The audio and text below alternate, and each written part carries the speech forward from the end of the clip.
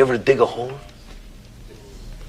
The sand that comes out of the hole, that's a positive. The hole is a negative.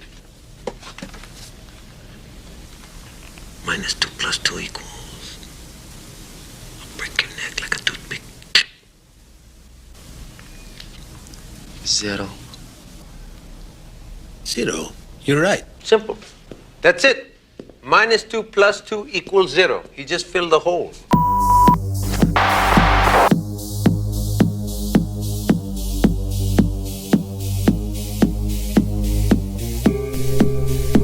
You want answers? I think I'm entitled. You want answers? I want the truth! You can't handle the truth!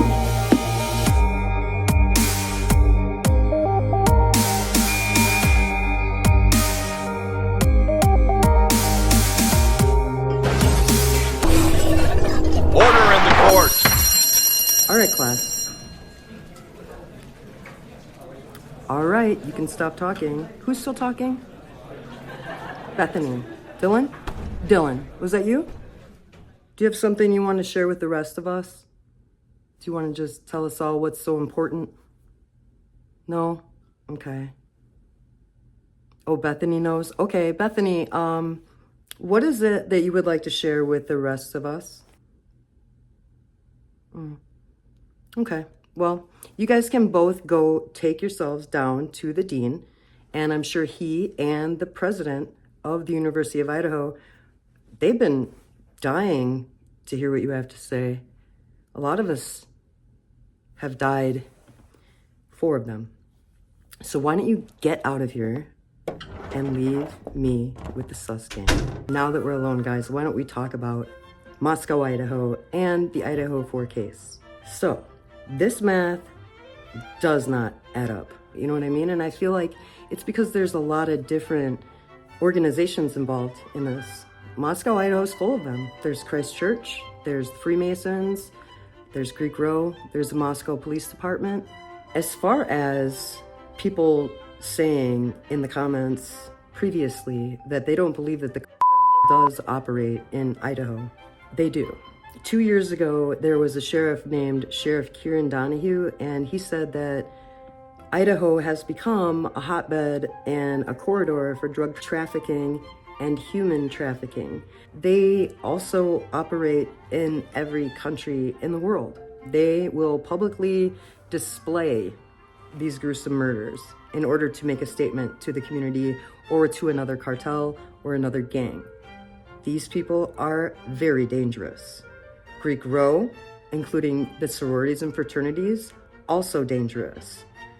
Lots of fraternities have been cited for hazing, and the hazing includes things like assault, sexual assault, forced alcohol consumption, and committing crimes. The next organization that I feel needs looking into is the Freemasons. And what made me think of this is when I saw Brian Koberger in court, and he was like doing like a steeple type thing with his hand. It doesn't occur in that case for various, I'm sure, fantastic reasons. And the same thing happens in these later cases. I mean, it gets responded to. And then, once again, he's elevating his steepling again, looking at the steeple. Welcome. Let the initiation begin.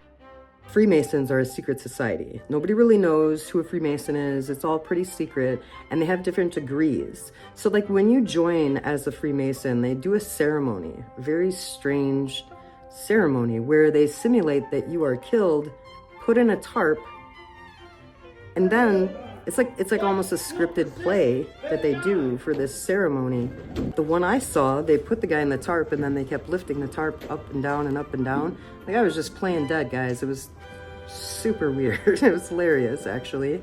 But they're like, you know, these people are really, really serious and they're doing this. They're pushing him up and down. And as they're pushing him up and down, they're silent. And then they lay him on the ground and say, what do? We killed this guy. And they said, let us make our escape out of the kingdom. Leave the country. Let us hell. Now that's when weird. we were there, the first Sigma Chi Ethan Chapin Memorial Scholarship was awarded to Hunter. The Chapin family was there, his mom, his dad, his sister Maisie.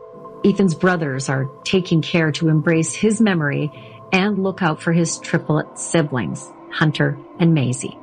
On Sunday night, that fraternity named Ethan's sister Maisie, right there in the middle, their official sweetheart of Sigma Chi. Another weird thing is Christ Church in Moscow, Idaho is a very powerful church. So conservative that, I don't know about you ladies, but nobody's gonna tell me to wear a dress every single day. Not gonna tell me to be quiet all the time. No way. But in that church, things are a little bit different. Obviously, I have a lot to say. Doug Wilson was very well known for doing things that were inappropriate. What worries me is not that the stamp of Christ might be wrongly shoved down the throats of my neighbors here in Moscow, but that the stamp in the foot of Doug Wilson will be wrongly and is being wrongly rammed down their throats or standing on their neck. I think that his influence on this town has been despicable. I'm the first person to tell you that I can't teach you anything, or I can't judge, I can't anything about religion. Whatever religion you guys are, that's totally fine with me. Lack of religion is absolutely fine with me. I can tell you that I do know this about religion. You're supposed to be a good person. Doug Wilson is worth $967 million. He's been endorsed by a few presidents for being the most conservative church in the country. Wow. And 2 deacons at his church got away with looking at child. 2 of them. Other one was publicized, but he kept the rest of them out of there, and he didn't fire anybody. And then in April of 2022, it was announced that he resigned. Money talks, guys. Speaking of money, there was a Venmo transaction. I'm pretty new to Venmo, but I did start one for this channel. It's in the channel description. So if you want to support and donate to Strange Suspicion, it'll be greatly appreciated. The more important Venmo that we need to discuss is Ethan's. Follow the yellow brick road. Follow the yellow brick road. November 12th at 1:59, Ethan sent Kaylee money. The caption said, "Thank you." Then at 2:10 p.m., he sent her money again with a note that says, yeah.